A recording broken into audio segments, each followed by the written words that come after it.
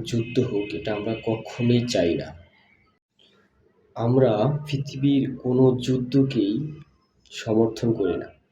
একটি যুদ্ধে কতটি মানুষের প্রাণহানি হয়? দুইটা দেশ একসঙ্গে বিক্রি করে দিয়েও কি আপনি একটি মানুষের জীবন ফিরিয়ে এনে দিতে পারবেন?